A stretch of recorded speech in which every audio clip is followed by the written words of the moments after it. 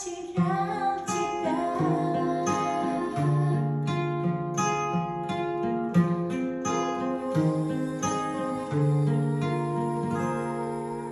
Что, нет, А мы мешаем, да, вам? Мы мешаем, да, вам? ты не смешай. Можно чуть-чуть поговорить. Мы чуть-чуть просто локация хорошая. И нам была впечатлена акустика подъездная. Не будете ругаться?